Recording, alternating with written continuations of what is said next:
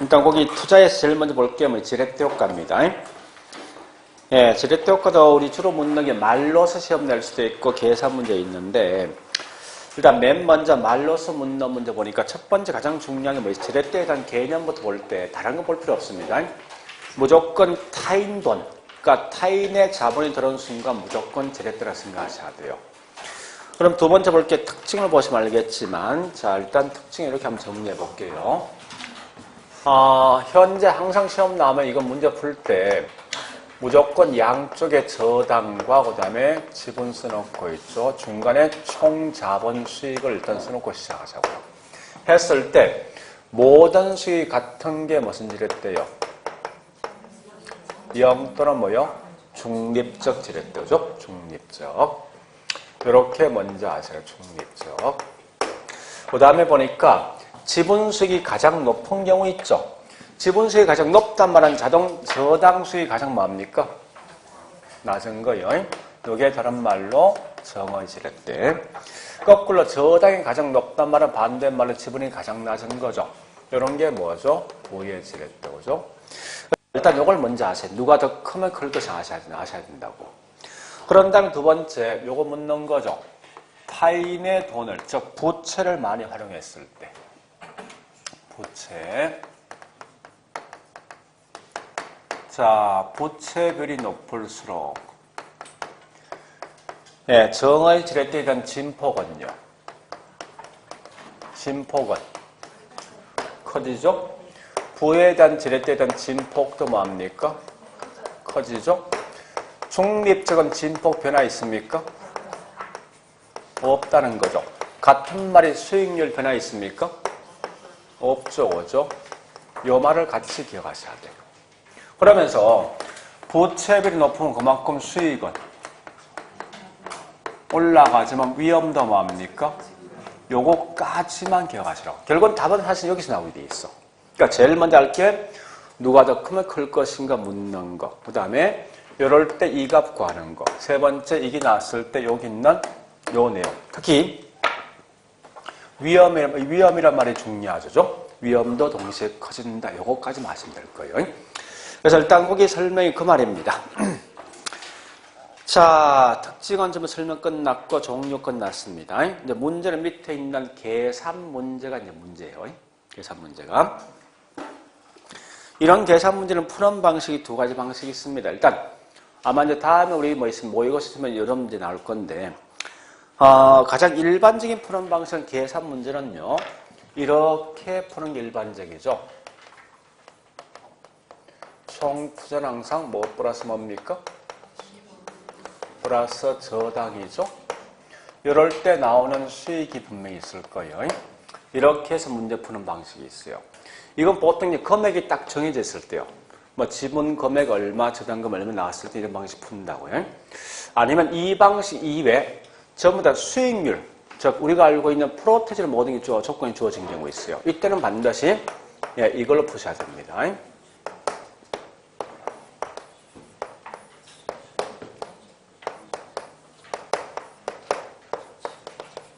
이렇게 푼답니다. 그런데 물론 이제 우리 이건 알고 있죠. 부호가 중요한데 이 항상 뭐 있습니까? 가감성이야. 성자했을 때. 근데 문제는 여기 있는 이 부가 뭐죠? 부채비율이지. 그죠? 근데 절대 시험은 부채비율이 바로 주어지는 게 아니라 항상. 주어질 때 대부 비율 공식을 항상 대부 비율 주어지면 이걸 통해서 뭐 있습니까? 우리는 부채비율을 갖다가 변형을 할 수가 있어야 돼요. 이렇게. 잘 알지만 대부비율 공식이 뭐요? LTV, 부동산 가격에 대해서 뭐합니까? 대출액, 즉 저당, 그죠? 대출액. 그 다음에 부채비율은 뭐요? 내 돈과 남 돈, 그죠? 지분 투자분에 뭐 있습니까? 저당, 이렇게 하시라고요. 이렇게 변형한다는 문제 아시라고. 자, 따라서 일단 보니 거기서 문제 물었던 일부러 제가 그 문제는 그냥 둘 다 쓸 수 있게 만들어진 거예요.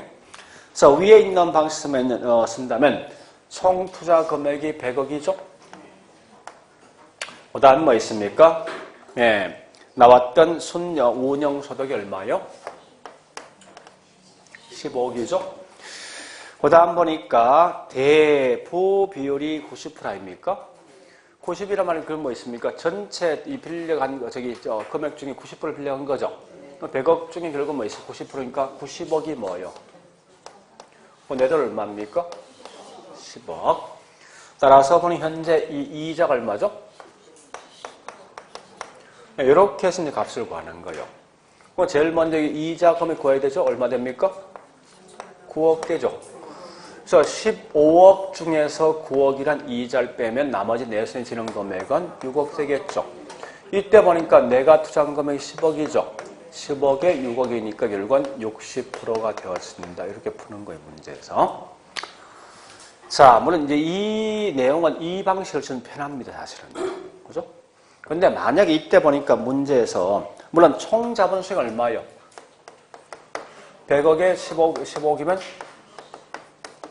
이게 총 자본 수익이죠. 근데 문제에서는 이렇게 낼 수도 있어요. 자, 다시요. 총 자본 수익률, 자, 우리 거기 문제 그렇게 내지 않고 총 자본 수익률 15%, 이자율 10%, 그 다음에 여기 있는 대부율 90% 이렇게 하면 딱 주어지는 경우 있어, 문제가. 그 문제 대신에 요거 딱 세 개만 주어진다고. 총 자본 수익 15%, 이자율 10%, 그 다음에 여기 있는 90%에서 요 값 구하라 이겁니다. 이렇게 시험 낼 수도 있습니다. 됐습니까?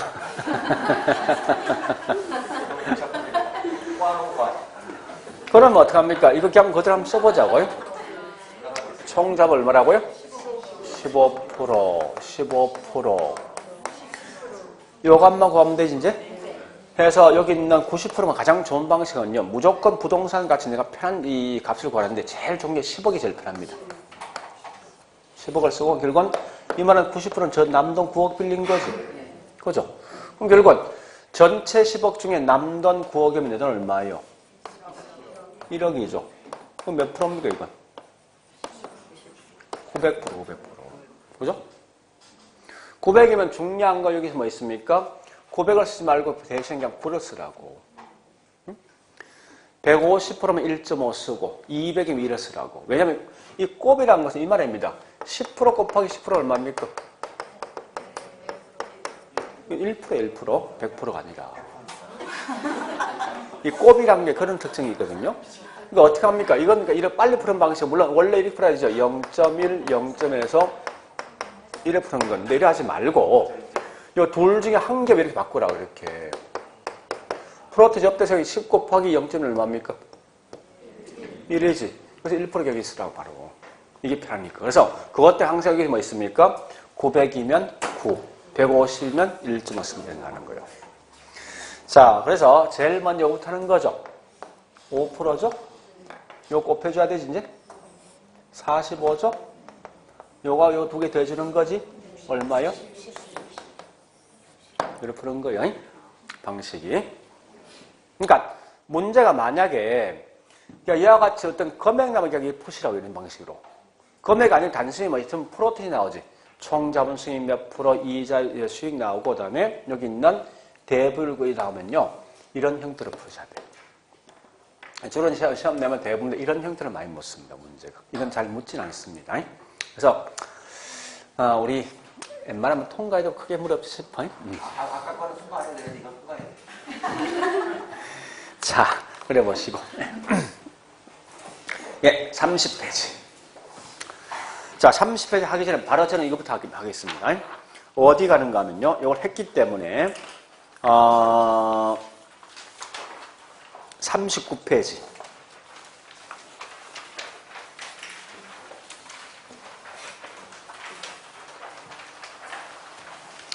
그 필수 암기사항이 있는데 2번에 대부율이 대부율. 그죠? 요거 한번 정리해보세요. 대부율. 자, 거기 있는 1번이 주로 장난칠 문구예요. 문구가. 1번 장난치는 보세요. 1번 점유 장난치거든요. 여볼래요? 자, 여보세요. 대부가 90일 때 부채, 항상 틀린 말이만 나와. 대부가 90일 때 부채도 90이 들으시면 나와. 무조건. 그러니까 절대 있죠. 이게 같은 값이 나왔는데 무조건 이 값이 항상 더 커야지, 항상. 항상. 그래서 만약에 얘가 90 나왔을 때 얘가 뭐 100이 나오든지 하여튼 뭐 100이 나오든지 뭐 300 나오든지 관계 무조건 맞다 생각하시라고. 설마 이렇게 시험 내지 않으니까. 어쨌든 이 값보다 크면 다 맞다 생각하시라고. 무조건. 그래서 일단 거기 있는 내용처럼 뭐 있습니까? 예. 항상 대부비를 보니까 증가되면 그 다음 중요하죠. 부채비율이 동일하게 증가되는 게 아니라 더 크게 증가된다. 이거 아시라고요. 그 다음 두 번째 뭐 있습니까? 네, 대부가 80이면 절대 부채비율은 80이란 말만 쓰지 마라. 무조건 그 값보다 크면 맞다 생각하시면 돼요. 그 다음 두 번째, 대부가 100일 때 부채는 무한대 그냥 넘어갑니다. 세 번째 뭐 대부비율이 100% 이상 초과될 수도 있다는 거예요. 그런 말만 좀 기억하시라고요. 자, 일단 예, 여기까지 봐서 다시 예, 30페이지. 자, 30페이지. 예, 관리 위험과 부동산 투자 위험과 대책 및 관리가 있어요. 자, 첫 번째 위험에 대한 개념은 항상 나오거든. 예상되는 수익과 실제 수익이 달라지는 정도죠. 불하시면서 위험 측정 방식은 분산 또는 표준 편차입니다. 자, 근데 중요한 건 2번 투자 위험에 대한 유형 물었을 때 어떠한 예가 어디 속에 포함될까 묻고든 무조건 뭐 있습니까? 제목 자체가 뒤에 설명 들어와야 되지. 그죠? 사업이면 뒤에 사업 들어야 된다죠? 다만, 그래서 밑에 확인 지문 학습 가볼게요. 1번처럼. 쭉 설명해서 뭐 있습니까? 예, 사업과 관련된 핵심이지 이게. 그래서 무슨 위험? 이렇게 찾는 거예요. 항상 모든 것 전부 다 뭐 있습니까? 똑같은 제목이 본문석에 녹이되어 있다고. 근데 예외적으로 다시 좀 조심할 건, 네, 갈로 1번 위험에 대한 유형 가볼게요. 이제 그 중에 특히 동그라미 1번, 2번 여기 중요하죠. 1번, 2번. 예. 금융 항상 뭐라 해야 됩니까? 무조건 즉 부채. 그러니까 타인 자본 같은 말 지렛대 효과죠. 이런 말 나오면 전부 다 이건 예, 금융상 위험이고 유동성은 무조건 현금화된다 이 말 나오죠. 나오는 순간 전부 다 유동성 위험을 생각하시면 돼요. 운영상 위험은 잘 묻진 않지만 어쨌든 근로자 파업이라든지 영업경비 변동 이런 말 나왔을 때 운영상 위험 이런 정도 하시면 되겠네. 나머지는 있죠. 무조건 똑같은 제목 나온다 생각하시면 되겠습니다. 자, 그리고 위험 처리 방식은 1번에 있는 위험한 투자를 제외시키는 그냥 넘어가시고 중요한 건 2번과 3번이 중요하죠. 보수적 예측 방식과 그 다음에 위험 조정 할인율인데 보수란 것은 이런 참고로 보수적 예측은 기대 수익을 통해 하는 기대 수익. 그래서 기대 수익이 낮은 걸 선택한다는 말 뜻입니다. 그래서 예, 수익은 가능한 낮다 이 말은 결국은 다른 말로 기대 수익은 가능한 낮게 말 뜻이더라고. 비용은 높게 하는 방식이죠. 위험 조정 할인율은 뭐예요? 요구수익. 요구수 쓰는 방식인데 얘는 핵심이 뭐 있습니까? 위험한 투자일수록 항상 더 높은 할인율 쓴다 이 말 하시고요. 그 다음에 세 번째 보니까 위험 관리는 자 위험 회피 어떤 예가 속에 포함되는 묻는 건데 그 중에 좀 조심할 건 뭐 다른 건 잘 알지만 위험 증가란 말과 위험 통제가 중요하죠. 그래서 항상 보니까 위험 증가에서 보니까 예 뭐 임대료 인상, 변동금리, 보험이란 등등 나왔습니다. 이건 예, 위험 증가고 위험 통제는 뭐가 있습니까? 민감도 분석, 포트폴리오 또는 뭐 있습니까? 예, 위험 조정 환율, 즉 다른 말로 요구 수익률. 이렇게 해서 이 자체가 한 문제 된다 생각하시라고요. 그래서 그 밑에 설명을 쭉 문제 풀어보시면 이해될 겁니다. 물론 확인 지문 학습이 뭐 있습니까? 예, 1번에 3번 같은 거 3번은 뭐 있어? 앞에 뭐 나와 있습니까? 이잘 나와 있지? 무슨 위험?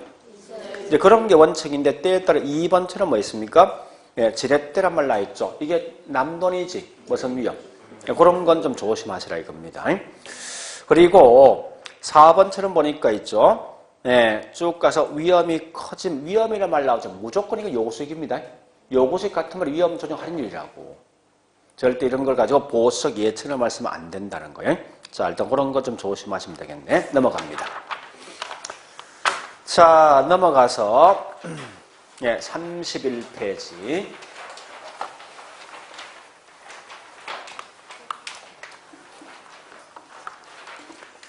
자, 31페이지 보니까요. 수익률과 가치가 있는데 개념 자체 이미 알고 있다라고 가정됩니다. 자, 기대 수익은 항상 키워드 뭐예요? 예상 수익과 예상 비용 나와야 되고, 요구 수익은 무조건 뭐 나와야 됩니까? 위험.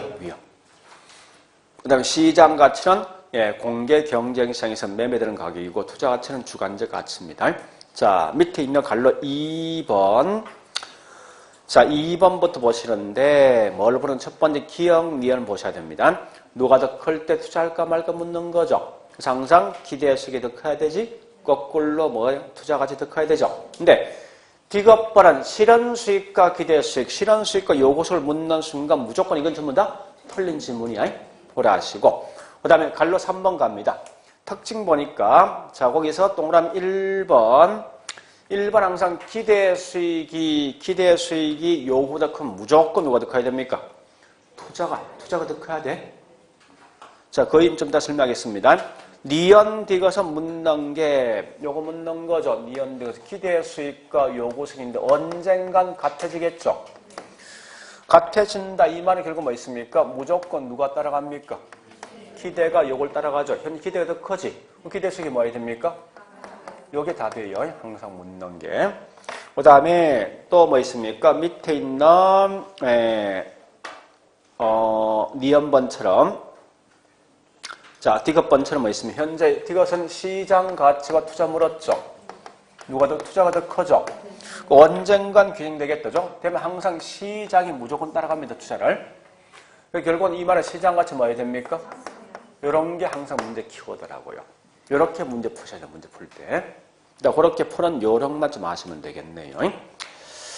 자, 그 다음에 요구 수익을 가지고 묻는데, 우리가 알고 있는 요구 수익 공식이 뭐죠? 무위험과 뭐죠? 위험 할증.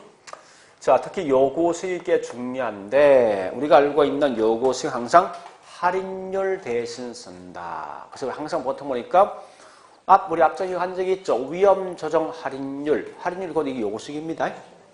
대신 쓰는데, 이때 무위험은 뭐를 보는가 하면요. 이러이러한 게 무위험에 영향을 준다. 가끔 시험 내거든요. 거꾸로 뭐 있으면 그 내용 중에 영향 주지 않는 게 있죠. 딱 두 개 있죠. 위험이란 말과 인플레이션.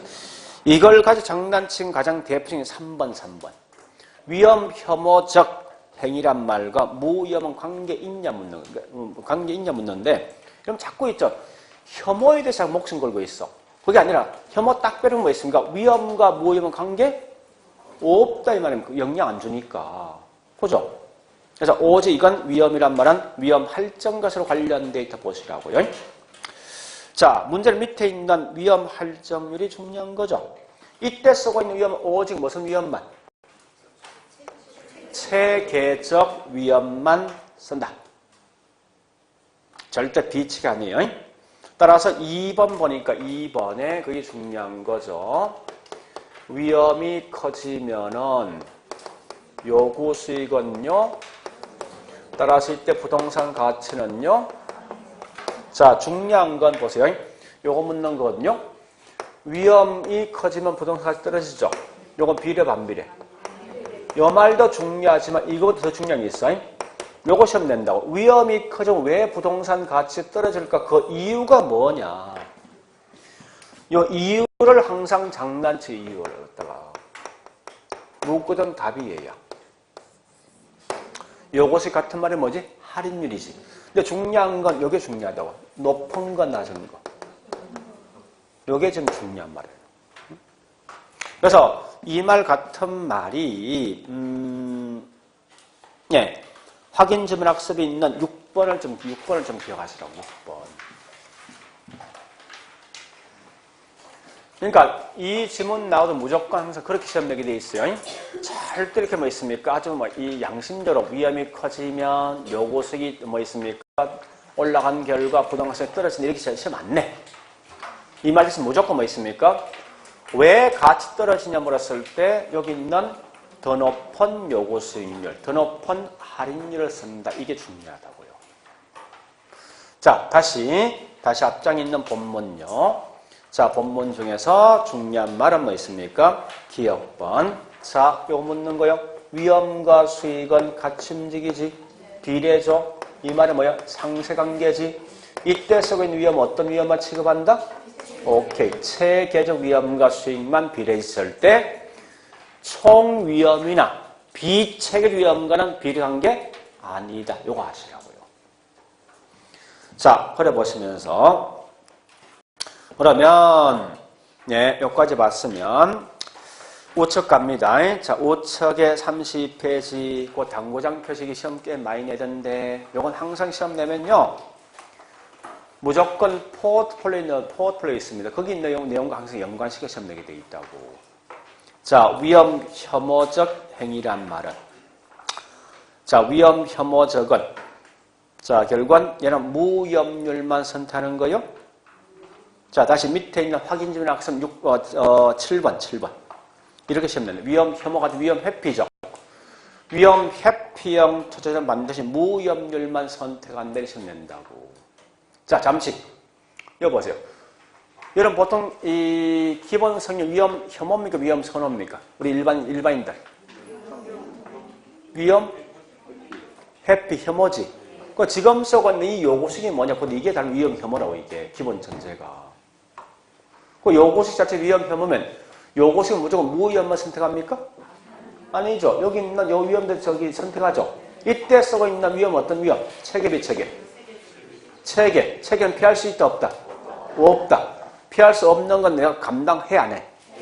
감당하는 거지. 그러니까 이 말이 뭐냐? 다시 메뉴에 있는 위험 혐오적 메뉴에 갑니다. 밑에 확인지문 학습 7번 가볼게. 그 말이라고. 위험 혐오적 투자자 이 말은 일반적인 투자자의 요구 수익은 말뜻이 그거라고. 그러면 이때는 뭐 있습니까? 무위험률만 선택하는 게 아니라 감당할 만한 유인책 있는 위험도 기꺼이 감당한다 이 말이죠. 그러니까 항상 얘는 틀린 말로 하면 이 말로 하겠죠. 무위험률만 선택한다라고 시험 내게 돼 있어. 틀린 말로써. 자, 그런데 자, 밑에 거기 다시 메뉴에 갑니다. 자, 메뉴 가보세요. 이제 위에 거. 거기 동그라미 1번과 2번인데 위험 선호형, 위험 추구형이 있죠. 위험 추구는 항상 뭐 있으면 더 높은 수익을 위해서 더 많은, 더 큰 위험 감당합니다.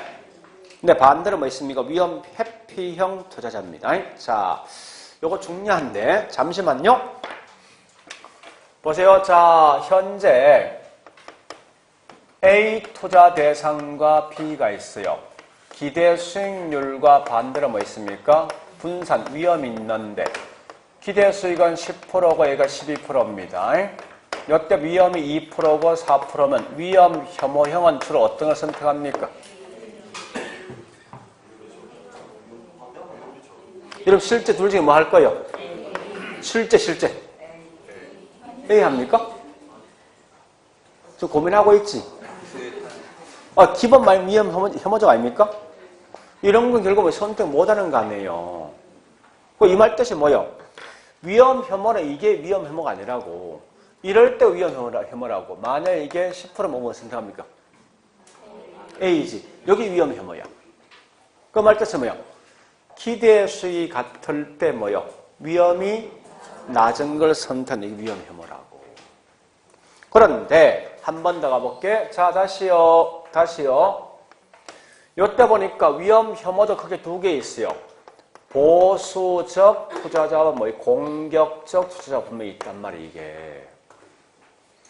그럼 공격이라는 단어는 뭐 있습니까? 항상 얘는 어떤 거? 수익을 중요시합니까? 아니면 위험을 중요시합니까? 그러니까 이 말은 더 높은 수익을 얻기 위해서 기꺼이 더 많은 위험도 뭐합니까? 요게 다른 말로 공격적이라고. 보수는 뭐요? 저위험 뭐요?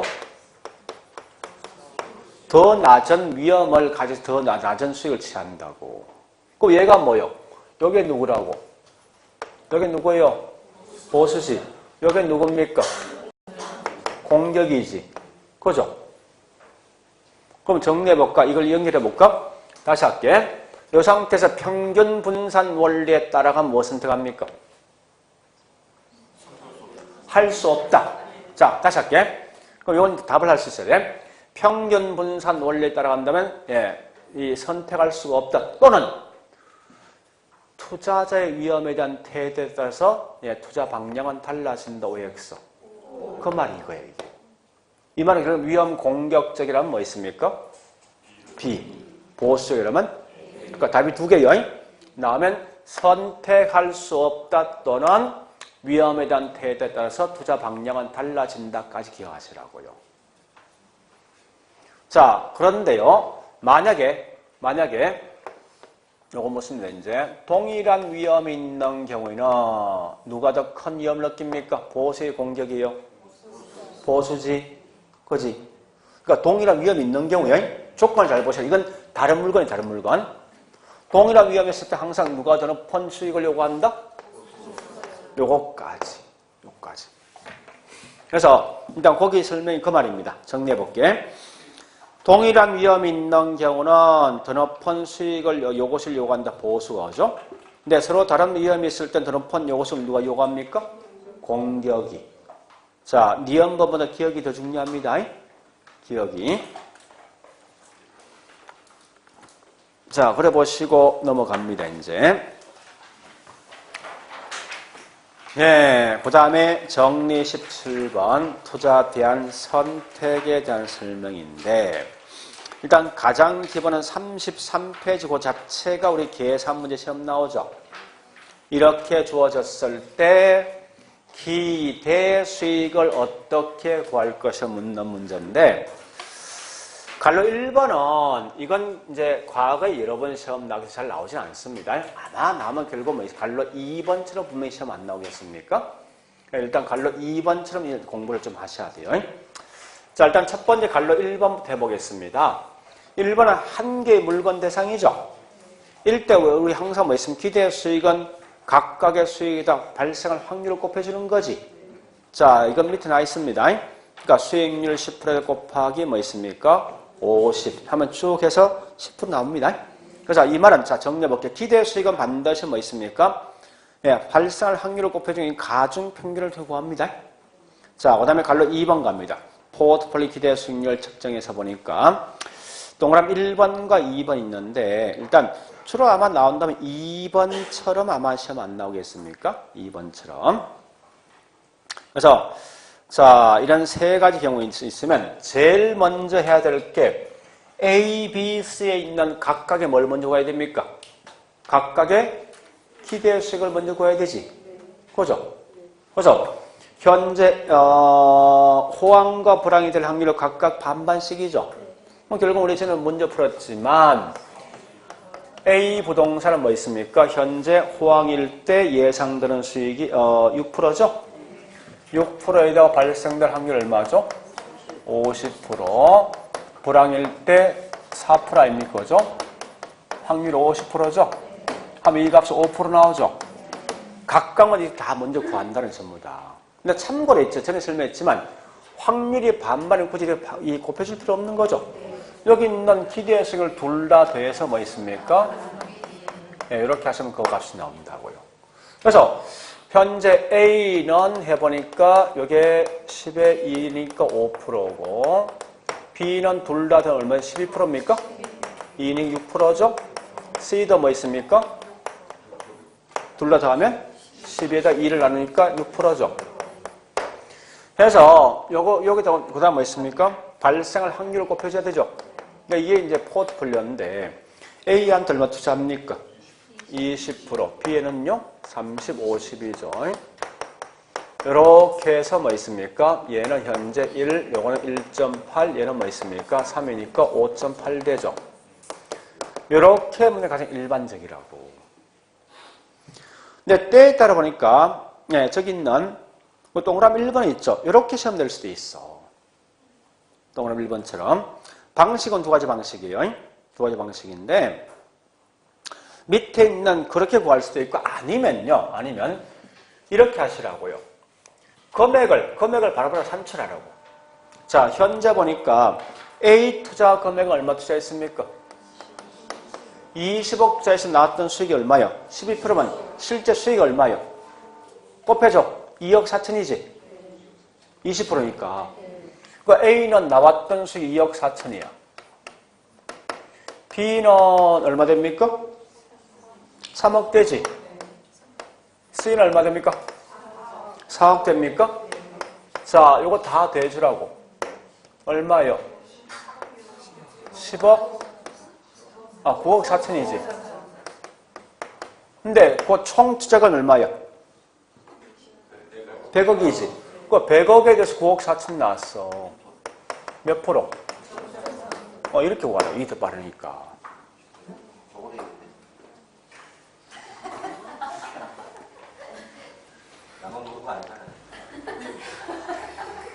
하여튼 그런 형태로 문제 푸시라고요.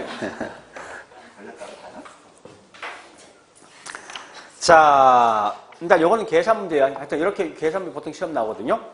아니면 이제 중요한 건 지금부터 하고 있는 34페이지, 35페이지 이게 중요한데 35페이지까지요. 자, 어쨌든 35페이지 보니까요. 여기서 평균 분산 원리부터 합니다. 평균 분산 원리 보시는데 첫 번째 이게 그래프로 시험 나올 수도 있고 아니면 마지막 거면 제가 이 표를 가지고 설명할 게 이제 뭘 할 건가요? 35페이지 맨 밑에 표가 있어. 이런 맨 밑에 이런 표가 나오거든요. 이런 사례 1, 사례 2 같은 게. 이 표가 나면 무조건 문제를 물어주는 지문이 딱 정해져 있어. 또 답이 나올 때 딱 정해져 있다고요. 그래서 일단 그건 제가 좀 더 하고 일단 거기 있는 표 가지고 우리 3, 4페이지 그 표가 해보겠습니다. 잘 알지만 평균 분산 원리와 포트를 먼저 알죠, 그죠? 평균 분산 원리는 항상 기본 취지가 수익이 높고 위험이 낮은 딱 한 곳만 투자하게 되어 있습니다. 그래서 일단 거기 있는 그림 보니까 이렇게 나 있는 거죠, 그죠? 항상 이게 기대 수익의 얘가 위험. 그래서 일단 거기 보니까 현재 8%, 12%, 14%인데 그러니까 이런 이제 아마 우리 나중 가면 이런 제가 그래프를 가지고 문제 한번 냅니다. 해서 낼 건데 5%, 7%요 나와 있는데 어쨌든 현재 거기 있는 이렇게 돼 있다, 그죠?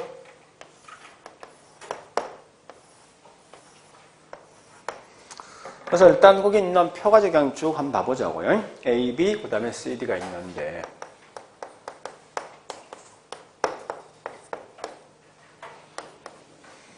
자, 이걸 가지고 이제 평균 분산 원리 때 선택할 수 있는 거 없는 거 한번 따져보자고요. 제일 먼저 평균 분산 원리에 따라서 선택할 수 있는 거 없는 거. 자, 일단 A와 B 중에 어떤 걸 선택합니까? 설명하면 수익은 같은데 위험이 낮은 뭐요? A가 B를 갖다 뭐 지배하는 거죠. 그래서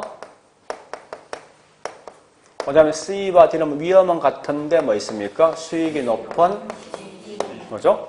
그러니까 일단 그래서 여기 있는 B와 C는 일단 제거됩니다. 그 문제는 A와 D는 보니까 수익은 뭐 선택합니까? D죠. 위험은요? A죠. 그래서 A와 D는 선택할 수 있습니까? 없는 거죠. 따라서 해결 방식이 뭐가 있지? 해결 방식이 뭐요? 포트폴리오 이렇게 넘어간단 말뜻이. 이런 데 설명인데 이 그러면 그냥 그런 정도 설명이 그냥 끝나시고 나머지 그냥 넘어갑니다. 자, 일단 그래서 거기 있는 뭐 있습니까? 예. 그렇게 보시고 실제 중요한 밑에 있는 3번에 있는 포트폴리오 갑니다. 포트폴리오는 제일 중요한 게 자, 일단 그림가에 설명할게요. 이거는 항상 거기 있는 목적과 그다음 밑에 있는 두 번째 뭐 있습니까? 예, D장에 있는 상관계적 갈로 2번에 있는 포트폴리오 효과 있죠. 이 두 개 제일 중요합니다, 사실은. 자, 목적 설명 가볼게. 자, 분산 투자의 목적 포트폴리오. 이제 이 그림과 정리하자고. 투자 대상 수가 적은 경우 적을 수 있고 많을 수 있죠, 그죠? 자, 일단 투자 대상 수가 많으면 점점점 위험 제거량은요, 네, 줄었는데 일정 수준 지나면 더 이상 위험 제거되지 않습니다. 따라서 보니까 이렇게 했을 때 여기까지가 여기에 무슨 위험이냐? 비체계죠. 절대 여기 있는 투자 대상이 많아도 위험 제거되지 않는 게 있죠. 이게 체계인데 결국 문제는 이 체계는 비체계는 피할 수 있다 없다? 있는 위험이고 체계는 피할 수 없는 거죠. 요거 기억하시면서 분산투자의 목적이 뭐냐 물었을 때 자, 어떤 걸 제거할 목적이에요? 그러니까 이걸 꼭 아셔야 되죠? 그러니까 체계적 위험을 제거할 목적이 아니라 비체계 위험을 제거할 목적입니다. 일단 거기 있는 걸음을 통해서 먼저 아시라고요. 자, 그러면 다시 우리가 알고 있는 체계란 말과 비체계를 한번 정리할게요. 체계는 피할 수 없는 위험, 비체계는 피할 수 있는 거죠. 항상 원인 자체가 시장이란 말 나오면 이건 체계입니다. 거꾸로 개별 나오면 비체계죠. 자, 밑에 이제 그래프 갑니다. 그래프 안에 박스 있죠? 자, 이 말은 자산수가 많이 구성되면 어떤 위험? 비체계적 위험은 감소할 수 있을지언정 체계 위험은요? 그럼 반대 총 위험은 줍니다. 그 개념 기억하시라고요. 자, 그 다음 밑에 상호장 표시. 그럼 왜 보니까 투자 대상 수가 많으면 통계학상 비체계 위험 많이 제거할 수 있을까 물었을 때 항상 각 투자 대상마다 위험과 수익에 대한 분포도가 절대 동일하다 이 말만 없으면 된다. 예? 이 말은 그럼 동일하다 말은 상관계수 값이 얼마요? 플러스 1. 그러면 동일하지 않단 말은 플러스 1이 아닌 거지. 같은 말은 뭐냐? 플러스 1만 아니면 위험 제거할 수 있다. 이거 아시라고요. 그래서 예, 그런 거 아시고 D장 가볼까요 이제? 예, D장에 상관계수를 묻는 건데요. 자, 상관계수 크기는 플러스 1과 마이너스 1 사이죠. 그래서 플러스 1은 수익률의 움직임이 뭐 있습니까? 같은 방향이죠. 이런 게 상관계수 플러스 1 아닙니까? 예, 땅값하고 아파트 분양가 같이 움직이지. 그죠? 마이너스 1은 뭐 있습니까? 예, 주택 사용 연수와 주택 가격 반대 방향이지. 이런 게 마이너스. 그러니까 플러스란 말과 마이너스 구분하셔야 돼요. 그래서 플러스는 동일 방향, 마이너스는 반대 방향입니다. 자, 그런 결과 분산투자 위험 제거할 때 플러스 1은 전혀 위험 제거 못하죠. 반대로 마이너스 1은 위험을 완전 제거할 수 있습니다. 그런 결과 위험 제거 양은 상관계수 값이 낮을수록 플러스에서 마이너스로 갈수록 더 많은 양을 제거할 수 있죠. 이 말은 같은 말이 포트폴리오 효과가 훨씬 더 큰 게 값이 낮은 게 더 큽니다. 자, 그걸 가지고 이제 밑에 동그라미 2번 특징의 설명이 쭉 들어 있을 거예요. 기업의 상관계수 값이 높을수록 수익률 간의 움직임이 뭐 있습니까? 유사하다. 이 말은 결국은 같은 건데 상관계수 값이 플러스 1은 수익 움직임이 완전히 동일하죠. 이럴 때 뭐 있습니까? 분산투자면 위험은 전혀 제거 못합니다. 반대로 상관계수 값이 낮은 경우 분산투자 효과가 더 큰 거죠. 또 세 번째 상관계수 값 플러스 1만 아니면 분산투자 효과는 있다. 그 다음에 세 번째 이건 가볍게 넘어가시면 재산 3번 부분 포트폴리오 일종이지 이것만 가지고 절대 최선의 투자에 대한 선택할 수 있습니까? 아니죠. 그 다음에 세 번째 부동산도 포트폴리오 가능하죠. 자, 뭐 때문에? 지역별로, 용도별로 그렇게 하시죠. 이 말은 부동산과 용도 다양성 때문에 단점은 그냥 넘어가도 그냥 큰 무리 없이 싶어요. 자, 기타 용어 중에 조심할 건 효율적 전선과 그 다음에 체직의 포트폴리오 있죠. 이 개념 혼돈하지 말라는 거예요.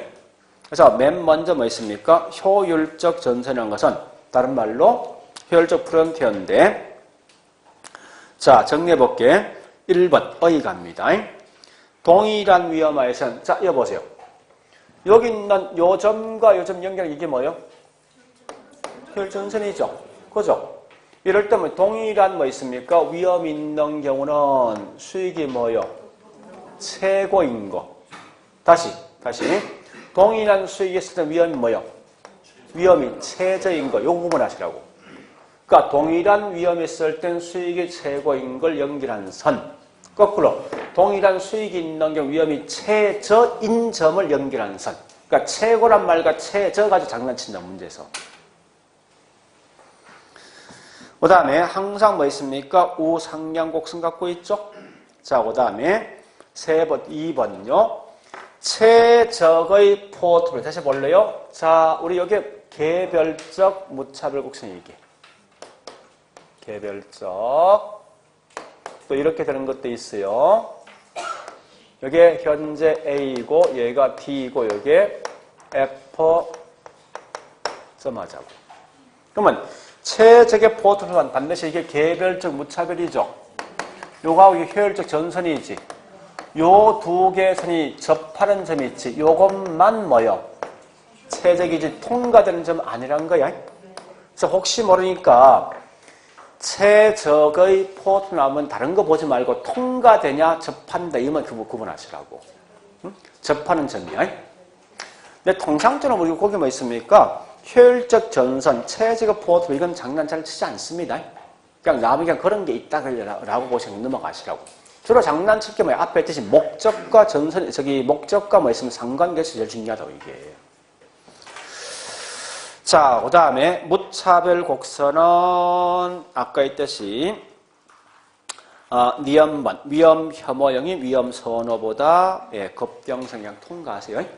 자, 그 다음에 밑에 있는 사례 문헌표인데 요건 사실은 제가 있죠. 우리 모의고사 문제 3회분을 시험 쳐야지 이걸 쉽게 따라갈 수 있는데 일단은 이렇게 나오면 우리 항상 이 표가 나오면요 보통 이제 대안이 보통 3개 정도 나오거든요. 사례 1은 그냥 통과시켜버리고 사례 2. 자, 사례 2 가보겠습니다. 사례 1부터 하겠습니다. 사례 1. 자, 우리 사례 1 같이 A와 B와 C가 있으면 C, D 보통 3개 묻거든요.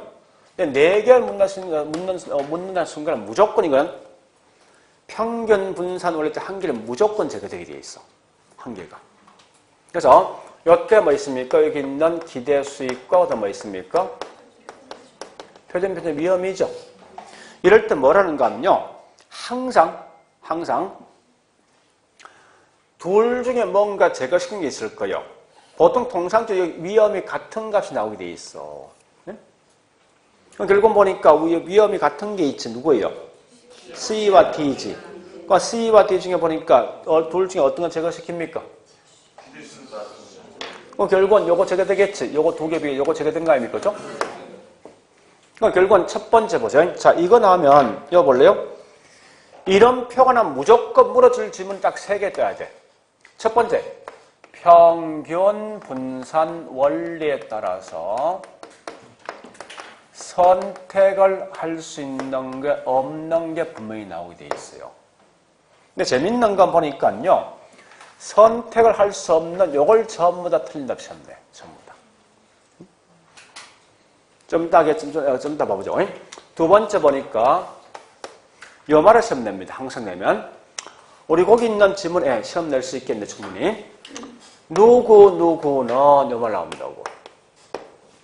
실제 수익과 예상되는 수익은 무조건 지문 뜨게 돼 있어요. 가깝다. 요 말 항상 나와. 지문 뜨면. 세 번째 보니까요. 변이계수. 자, 변이계수보다 이 말만 묻습니다. 자, 정리해 볼게. 위험. 이건 우리 다음에 요 끝나 문제 풀면 알 겁니다. 한 단위당 올 수 있는 수익. 요 말들은 뭐 있습니까? 수익 한 단위당 올 수 있는 위험. 이게 왜 중요한가 하면요. 분명히 제가 봤을 때는 포트폴리오 무조건 시험 나올 거란 말이에요. 나오는데, 우리 뭐 이것이 1번, 1회 때 2회 때는 뭐 말로 물었지.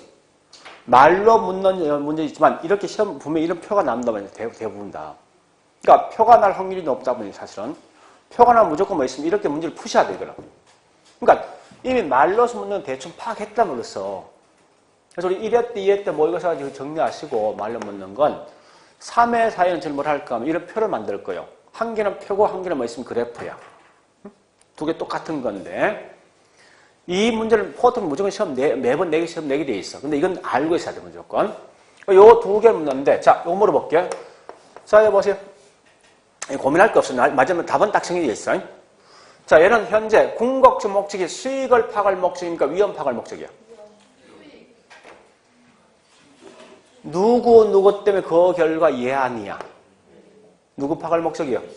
수익 파악할 목적이야?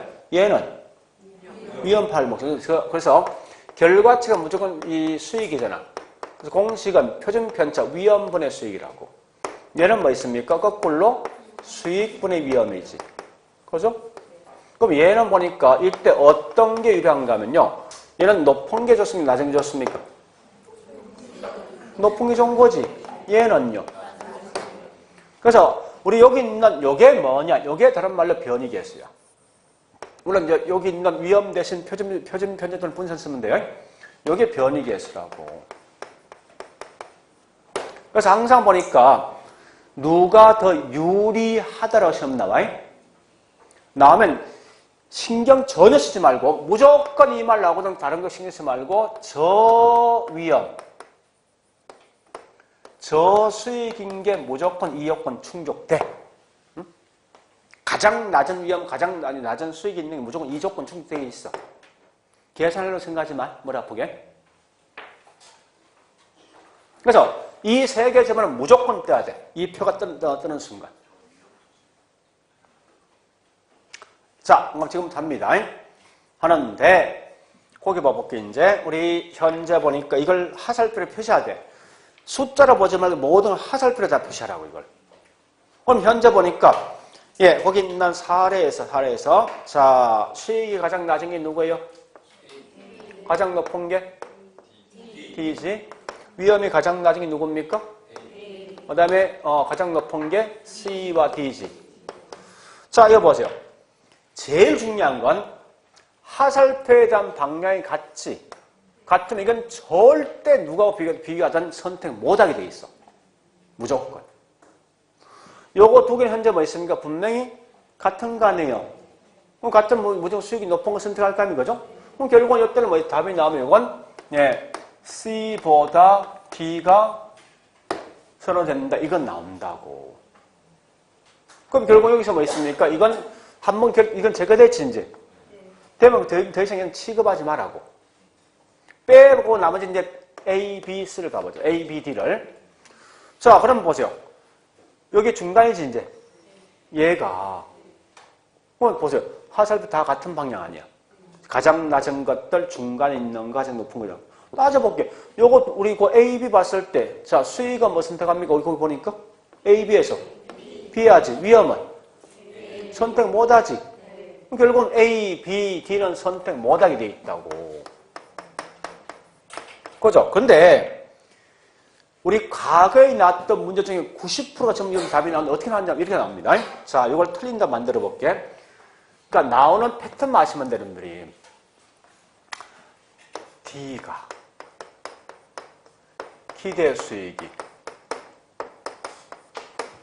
네, 가장 높기 때문에 D가 선호된다. 이렇게 안 나와. 무조건 틀린다 버렸어. 선택 못 하잖아. 아니, 수익이 높지 위험 제일 높은 거 아니야? 그죠? 아니, 보세요. A, B 둘 중에서 수익은 뭐 선택합니까? 위험은? 그거 선택 못 하잖아. 그러니까 못할 걸 항상 뭐 있으면 한다라고 장난치게 돼 있어, 문제가. 그래서 항상 시험 나면 제일 수익이 높은, 지금 얘가 제일 수익이 높은 거지. 이걸 가지고 뭐 있습니까? 예, 할 수 없는 걸 시험할 D가 수익이 가장 높기 때문에 D가 선호된다, 이 시험 된다. 틀린 말 알았어. 이게 우리 답을 좌우한 게 거의 90%야, 이게. 그래서 안 되면 제일 먼저 확인할 게 뭐 있습니까? 이거 확인하라고, 무조건. 그러니까 해서 항상 뭐 누가 수익이 더 높기 때문에 뭐 선택 나오지. 먼저 확인해. 그래서 거의 90%가 답이 나오게 돼 있다고. 그 다음에 두 번째. 요 말 나오는 순간 뭔가 이건 무조건 위험이. 우리 아까 위험이 뭐 있습니까? 최저인 거 아니에요? 앞에 뭐라 했습니까? 우리 위험이란 말은 실제 수익과 예상되는 수익이 달라지는 정도지. 그럼 결국은 위험이 가장 낮단 말은 실제 수익과 예상되는 수익이 가까운 거 아니에요? 그 위험이 가장 낮은 게 누군데? 위험만 따지라고, 위험만. A지. 이거 장난친다, 이거 가지고. 응? 그리고 자, 요 말 나오지. 둘 다 마찬가지 이거. 둘 다. 역수니까 관계없어. 무조건 얘는 항상 가장 높은 게 누구에 묻는다고. 얘는 무조건 가장 나중에 시험 내게 돼 있어, 문제에서. 그 무조건 이건 저위험 저수익이 누구야? 여기서 누구라고? 그냥 이리 가시라고. 그 머리 아프게 계산할 생각하지 마. 해볼까 일단? 확인만 시켜드릴게요. 자, 요거 할게요, 요거. 자, 위험분의 수익입니다. A는 몇 분의 몇? 3.3분의 10이지. B는 5.5분의 뭐 있습니까? 15지. 그 다음에 저기 뭐 있습니까? D는 8.8분의 뭐 있습니까? 그러니까 대충 보세요. 이건 결국은 한 3 넘거든, 이거? 그지? 이거 3 안 되거든? 이거 2 좀 넘지? 대충 했을 때 이거 없다 치면은, 예? 이게 제일 높은 거 아니야, 이게. 이런 구조 항상 만들어져, 이 구조 자체가. 거의 90%만 항상 이게 가장 이 요건 충족이 돼 있어, 이 요건을. 그러니까, 우리, 포토는 결국 문제는 딱 2개. 우리, 저기, 이것이 1번, 2번, 1회 때 시험처럼 그렇게 말로 시험 내든지 아니면 이 표현을 한단 말이에요. 표가 나오면 무조건 이 집은 항상 뜨게 돼 있어. 무조건. 뜨면 거의 답은 여기서 나오는 사실은요. 나오는데, 어쨌든 혹시 다른 시험 나올 수 있는데, 이 3개를 볼 때 너무 어렵게 보지 말고 이 말 딱 뜨는 순간 이 답을 바로 찾아가라고 이렇게. 그러니까 제일 먼저 할 게 뭐냐? 하설표 먼저 만들어. 하설표를 만들어. 이게 제일 빠르니까. 일단 그렇게 해서 내용을 정리하시면 될 거예요. 밑에도 마찬가지. 이 4례 2번 마찬가지죠. 4례 2번 해볼까 이거? A, B, C. 자, A, B, C 갑니다. 자, 4례 2번 보니까 뭐 있습니까? 기대 수익률과 위험이 있지. 예, 가장 낮은 게 누구예요? 기대 수익? A. 가장 높은 거. C. 위험이 가장 낮은 거.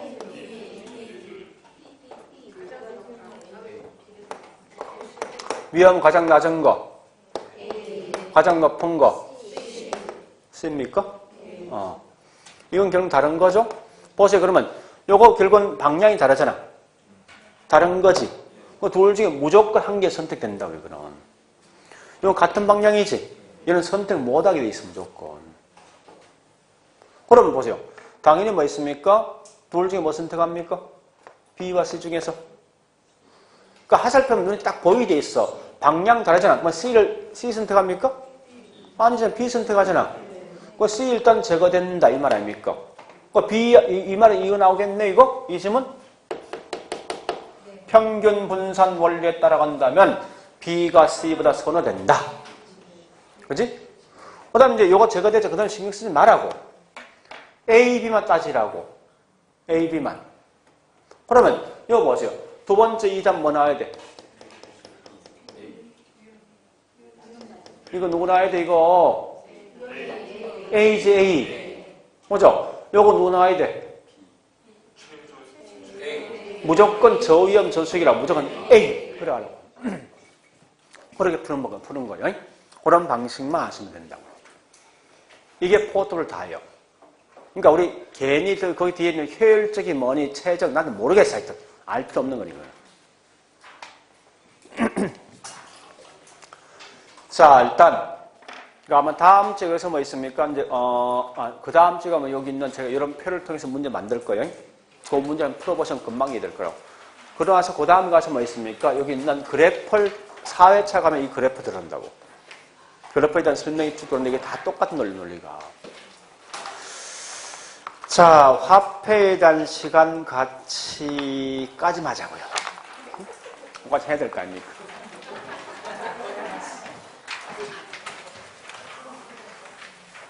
아니면 다음 주 2시 넘어갑니다. 그러니까 미리 좀 뭐 있으면 해놔야 돼. 사실 오늘 할 건 38분까지 해야 되는데 이게 안 넘어가지 이거. 자, 화폐 시간가치요. 자, 중요한 건 화폐 시간가치에서 이미 이제 우리 이걸 알고 있죠. 뭐 개념 알 것이고, 자, 다만 알 것이고, 거기 있는 박스 안에 보니까 뭐가 중요합니까? 잔금 반드시 공식이 뭐예요? 잔금 관리 공식, 연금, 현가. 다시 잔금 비율 공식 기억하시고. 반드시는 얘는 잔금 비율 공식은 뭡니까? 연금 현가분의 연금 현가지. 그래서 항상 분모 정기간 분자는 자녀 기간입니다. 그 다음에 역수관계, 연금 내과 역수 누구죠? 감축이고. 연금 현가는요? 저당상수. 자, 밑에 있는 확인 지문학습 갑니다. 요 한 목적은요, 일부러 이런 잔금을 왜 연금 현가 쓸까 한번 봐보자고. 분명히 한번 나오면 그렇게 시험 나올 것 같은데, 같으면. 위에 있는 표를 가지고 뭐 있습니까? 문제에 대한 답을 하라 이겁니다. 미상환 잔금 또는 상환 비율을 갖다 해보라 이겁니다. 대출받은 금액이 10억이죠? 6년 경과되었죠? 네, 이럴 때 뭐 있습니까? 거기 있는 내용을 한번 봐보라 이겁니다. 자, 그러면 첫 번째 이런 미상환 잔금 공식은요. 자, 이렇게 하자고. 표를 한번 만들어 볼게요. 10년 동안 얼마요? 10억이란 돈을 빌렸는데 매년마다 얼마씩 갚을 것인가 묻는 거예요. 7, 8, 9 있죠? 6년, 자, 일단 이렇게 해서 첫 번째 매년 이 뭐 있으면 갚는 금액을 산출해야 되죠? 이게 뭐죠? 매년 갚는 금액 산출, 부채 서비스액이죠? 부채 서비스액은 어떻게 산출합니까? 대출액에다가 저당상수지. 자, 그러면 대출액이 현재 얼마요? 10억이지. 요때 뭐 저당상수 10년. 얼마나 있지? 0.16 나 있지. 자, 1억 6천씩 매년 갚는데. 그럼 나는 현재 뭐 있어? 매년 갚을 금액을 이미 알고 있는 거 아닙니까? 그죠? 1억 6천씩. 근데 6년 경과된 현 시점에 남아있는 잔금 얼마 될 것인가 묻는 질문이라 문제가. 자, 그럼 다시 해볼까 이걸? 자, 1년에서 6년까지 했고 7, 8, 9, 10.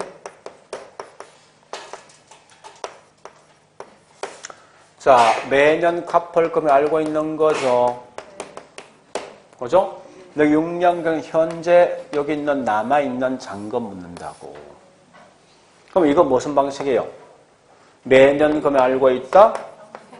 연금이고 6년경 현재지. 현가 쓴다. 그죠? 쓸 때 보니까 10년 다 써야 됩니까? 남아있는 기간 4년만 써야 됩니까? 그 4번 넣을 거 아니죠? 자녀 기간 쓴다 이 말이죠. 근데 여기다 뭐 있습니까? 미상환 잔금인데 중요한 거는 이 말이 중요하다고요. 여기 있는 요 들어갈 금액 1억 6천원 곱해줘야 됩니까? 아니면 10억을 곱해야 돼? 여기 뭐 들어가야 돼? 아니 보세요. 이 표 자체를 보라고. 매년 얼마 쓰기야? 이게 현재는 금액 아닙니까? 1억 6천원이지 얘기다. 1억 6천은 뭔데? 그러니까 항상 조심할 건 미상환 잔금은 대출액이 아니라는 거야. 항상 뭐요? 이렇게 쓴다는 거 쓸 때. 그러니까 실제 보세요. 잔금 분명히 연금 현가 쓰지. 그러니까 이 말을 꼭 기억하고 잔금 무조건 연금 현가 쓴다는 그 자체가 중요하다고. 그럼 결국 여기서 뭐 있어요? 현재 부채수 1억 6천이죠? 연금 현가 남아있는 기간 4년이죠? 위에 표가 있죠? 그럼 표가 얼마 돼 있습니까? 4년? 3점? 그죠? 호랑 결과에는 뭐 있습니까? 뭐 5억 얼마 되겠네? 하여튼 모르겠지만. 응? 자, 이렇게 구하는데 지금 중요한 공식도 물론 나 같으면 시험이 내겠지만 이걸 말로 시험 낼 수 있거든요. 냈을 때 항상 잔금 무조건 뭐 써야 돼? 연금 현가 쓰는 게 중요하다고. 일단 그런 것만 좀 기억하시고요. 잔금 비율 해보시고요. 예, 일단 그 정도까지. 하여튼 오늘 했던 것을 오늘 했던 것까지만 일단 제일 중요한 건 뭘 하신가 하면요. 그 기본 개념이 있죠. 개념만 계속 반복해 보시는데 조금 더 시간이 나면 뭐라는가 하면 우리 앞에 모의고사 2번 시험 쳤지? 그거 가지고 거꾸로 집어넣어보라고 있어요. 거꾸로 찾아보라고 오늘 했던 것까지. 거기 내용이 확실히 구분될 거예요. 하여튼 그래 하시고, 예, 다음 주는 영업시 계산표부터 할 겁니다. 해서 예, 저기 있는 뭐 있습니까? 아마 저는 수업을 아마 여기까지 할 거예요. 76페이지까지. 그 뒤에 있는 감정평가 용어, 뭐 부동산 총론 이런 것을 이미 알고 있다고 가정을 둔다고요. 하여튼 그렇게 할게요. 하면 아마 적당하게 뭐 될 겁니다. 아마 다음 주는 공부할 게 뭐 금융하고 그다음 뭐 있습니까? 저기 있는 감평이 좀 힘들지 나머지 쉽게 갈 수 있을 것 같아요. 자, 오늘 여기까지만 할게요. 자, 수고했습니다.